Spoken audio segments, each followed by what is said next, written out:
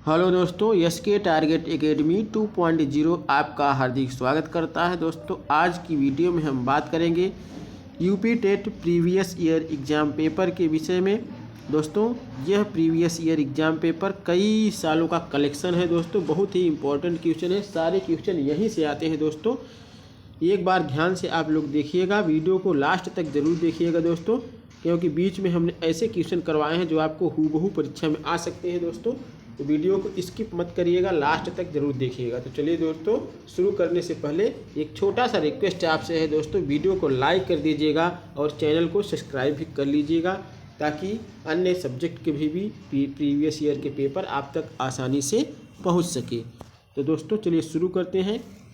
हिंदी में आपका 31 नंबर की क्वेश्चन शुरू होता है, क्योंकि 1 से 30 तक आपका बाल विकास पूछा जाता है, 31 से 60 तक आपका हिंदी का पेपर आता है। दोस्तों तो पहला क्वेश्चन एक अनसीन पैसेज जरूर आता है, जिसको ध्यान से पढ़ना है। ध्यान से पढ़ेंगे आप तभी आप इस पर आधारित क्वेश्चन का उत्तर दे पाएंगे। दोस्तों ये पैसेज है, कह रहा है 31 से 35 दिए गए गद्यांश को पढ़कर निम्नलिखित प्रश्नों के विकल्प चुनना है, उत्तर देना। उसी पैसेज से आधारित 5 क्वेश्चन पूछता है। तो दोस्तों इस पैसेज को आप बिल्कुल मन लगा के अच्छे से रीड कर लीजिएगा। इसी पे आधारित 5 क्वेश्चन नीचे दिया गया है। तो दोस्तों नीचे क्वेश्चन है, कह रहा है घुमक्कड़ शब्द में कौन सा प्रत्यय है। तो दोस्तों घुमक्कड़ शब्द में अक्कड़ प्रत्यय है। दोस्तों घूम इसका मुख्य शब्द है, इसमें अक्कड़ प्रत्यय लगाया तो आपका घुमक्कड़ शब्द बना। तो दोस्तों पहला सब्जेक्ट ऑप्शन सही हो जाएगा। अगला प्रश्न है, स्वामी महावीर स्वामी का जन्म कहाँ हुआ था। दोस्तों महावीर स्वामी का जन्म वैशाली में हुआ था। 4th ऑप्शन आपका करेक्ट आंसर हो जाएगा। नेक्स्ट कह रहा है स्वच्छंद में कौन सी संधि है। तो दोस्तों स्वच्छंद में आपका व्यंजन संधि है, दूसरा ऑप्शन आपका सही हो जाएगा। अगला प्रश्न है, महात्मा बुद्ध ने जब बुद्धत्व प्राप्त किया तो उनकी अवस्था क्या थी। दोस्तों महात्मा बुद्ध जब बुद्धत्व को प्राप्त किए तो उनकी आयु 35 वर्ष थी। दोस्तों क्योंकि जब 29 वर्ष के वो थे तो वो गृह का त्याग कर दिए थे। जब वो 35 वर्ष के हो गए तो उन्हें ज्ञान की प्राप्ति हुई, बुद्धत्व प्राप्त हुआ। तो option number 4 is the right answer, चौथा आपका सही हो जाएगा।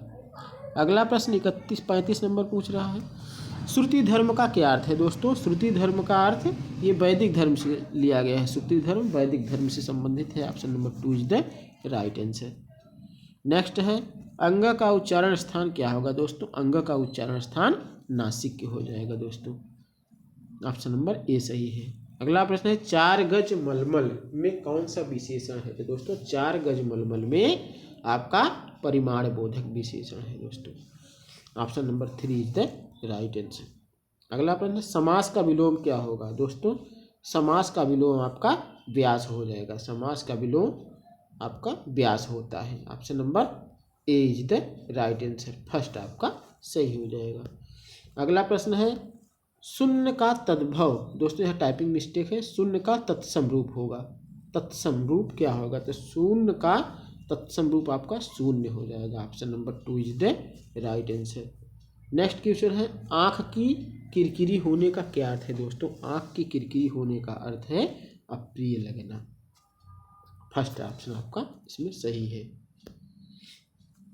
अगला है निम्न में से किस शब्द की वर्तनी सही है। दोस्तों वर्तनी आपका अनुग्रहित, ये आपका शुद्ध होगा दोस्तों, क्योंकि री की मात्रा लगी है जिसमें, वो आपकी ये सही हो जाएगा। Option number first is the right answer, ये सही होगा। 42 नंबर कह रहा है निम्नलिखित में शुद्ध शब्द है। दोस्तों पैतृक इस तरीके से शुद्ध होता है, पैतृक आपका ये सही है शुद्ध। Option number 4 is the right answer. अगला प्रश्न है 43 ध्वनि का उच्चारण स्थान। दोस्तों स ध्वनि का उच्चारण स्थान आपका तालु होता है, तालु, क्योंकि इसका सूत्र होता है इचु यशानाम तालु, इचु यशानाम तालु सूत्र होता है इसका। दोस्तों तो option number 3 is the right answer, तालु। अगला प्रश्न कह रहा है अत्यंत शब्द में प्रयुक्त उपसर्ग है। दोस्तों अत्यंत शब्द में अति, अति उपसर्ग प्रयुक्त है। दोस्तों उपसर्ग किसी शब्द के पहले लगता है और प्रत्यय क्या लगता है, प्रत्यय किसी शब्द के बाद में लगता है। दोस्तों अगला है उपत्यका का क्या अर्थ है। दोस्तों उपत्यका का अर्थ होता है पर्वत के पास की भूमि। Option number 2 is the right answer. Next है, कह रहा है कि निम्नलिखित में मौखिक अभिव्यक्ति का रूप है। मौखिक अभिव्यक्ति यानी मन के भाव को, मन के विचार को व्यक्त करना ही मौखिक अभिव्यक्ति है। दोस्तों तो हम मौखिक अभिव्यक्ति किसी भाषण के द्वारा हम अपनी व्यक्ति प्रकट करते हैं। तो option number 2 is the right answer. करा है हिंदी भाषा की कितनी बोलियां हैं। दोस्तों हिंदी भाषा कुल 18 बोलियां हैं। Option number 3 is the right answer. Next है, सामाजिक शब्द में मूल शब्द और प्रत्यय पूछा है। दोस्तों तो सामाजिक शब्द में मूल शब्द आपका और प्रत्यय दोनों अलग अलग करेंगे तो क्या हो जाएगा, समाज प्लस इक। समाज में जब इक प्रत्यय लगाया तो सामाजिक बना। Option number 2 is the right answer. दूसरा आपका विकल्प सही है। अगला प्रश्न कह रहा है, तद्भव पत्रिका के संपादक। दोस्तों तद्भव पत्रिका के संपादक का अखिलेश है। अखिलेश जी की ये पत्रिका है तद्भव। अगला प्रश्न, 12 बरस लव कुकर जीवे और 13 लव जिए सियार। दोस्तों ये पंक्तियां जो है जगनिक की है। दोस्तों इन्होंने परमाल रासों में इन्हें लिखा है, परमाल रासों में। अगला प्रश्न है, अकाल शब्द का पर्यायवाची है। दोस्तों अकाल शब्द का पर्यायवाची दुर्भिक्ष होता है। दोस्तों option first is the right answer. अगला प्रश्न 52 नंबर कह रहा है, निम्नलिखित वाक्यों में कौन सा मिश्र वाक्य है। दोस्तों निम्नलिखित वाक्यों में कौन सा मिश्र वाक्य है। दोस्तों ऑप्शन नंबर 3 इसका राइट आंसर होगा। अध्यापक देखते हैं कि छात्र पढ़ते हैं, ये आपका मिश्र वाक्य है। दोस्तों तीसरा आपका सही हो जाएगा। 54 नंबर है, जिसकी पूरे से कोई आशा न हो के लिए एक शब्द है। जिसकी पूरे से कोई आशा न हो उसके लिए दोस्तों होता है अप्रत्याशित। आपका चौथा इसका आपका सही हो जाएगा। अगला प्रश्न है, मुझसे उठा नहीं गया वाक्य में वाच्य है। दोस्तों वाच्य आपके 3 होते हैं, कर्तृवाच्य, भाववाच्य और कर्मवाच्य। भाववाच्य वो होता है जिसमें कर्म नहीं जुड़ सकता है। दोस्तों जिस क्रिया के साथ कर्म न जुड़ पाए, जैसे रोना, हंसना, बैठना, इन सब में कर्म नहीं जुड़ता है। दोस्तों जिस क्रिया में कर्म न जुड़ पाए तो वही भाववाच्य होता है। दोस्तों तो मुझसे उठा नहीं गया में आपका भाववाच्य है। Option number 2 is the correct answer. निष्कपट संधि का संधि विच्छेद। दोस्तों निष्कपट में आपका विसर्ग संधि है। दोस्तों तो इसका विच्छेद हो जाएगा निह प्लस कपट। दोस्तों इसका विच्छेद करेंगे तो निह प्लस कपट हो जाएगा। दोस्तों option number A is the right answer. पहला आपका सही हो जाएगा, फर्स्ट नंबर। अगला है, कह रहा है किस देश में हिंदी भाषा का प्रयोग लिखने और बोलने के लिए किया जाता है। दोस्तों भारत में तो होता ही है हिंदी भाषा का प्रयोग लिखने और बोलने में, लेकिन भारत के साथ साथ मॉरिशस में भी हिंदी लिखी और बोली जाती है। तो option number 2 is the correct answer. कह रहे सूर सागर किस भाषा की रचना है। तो दोस्तों सूर सागर ये रचना आपका किसकी रचना है, सूरदास की रचना है। तो सूरदास जी आपके किस भाषा के थे, ब्रज भाषा में रचना करते थे। दोस्तों तो सूर सागर भी किस भाषा में लिखी गई है, ब्रज भाषा में। Option number 3 is the correct answer.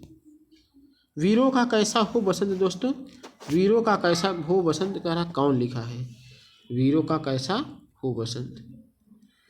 वीरों का कैसा हो बसंत ये आपकी सुभद्रा कुमारी चौहान ने लिखा है। Option number 4 is the correct answer. दोस्तों 59 नंबर कह रहा है क्षेत्रीय में कौन सा विशेषण है। तो दोस्तों क्षेत्रीय में आपका गुणवाचक विशेषण है। क्षेत्रीय में आपका गुणवाचक विशेषण first is the right answer. अगला प्रश्न है, कह रहा है चौराहा शब्द में कौन सा समास है। दोस्तों चौराहा शब्द में द्वंद्व समास है। क्योंकि द्वंद्व समास का सूत्र ही होता है संख्या पूर्व द्विगु। इसका सूत्र होता है संख्या पूर्व द्विगु, यानी जिस समास में पहला शब्द संख्यावाची हो और किसी समूह को दिखाता हो। दोस्तों ध्यान देना है कि समूह को जब दिखाए तभी द्वंद्व समास होता है। तो आपका चौराहा में 4 राहों का समूह अर्थात द्वंद्व समास हो जाएगा। दोस्तों वीडियो अच्छा लगा हो तो वीडियो को लाइक कर दीजिएगा। यहीं पे ख़त्म होता है। इसके बाद अगला वीडियो आपके बीच में जाएगा संस्कृत सब्जेक्ट का, संस्कृत विषय का जाएगा। दोस्तों बहुत बहुत धन्यवाद।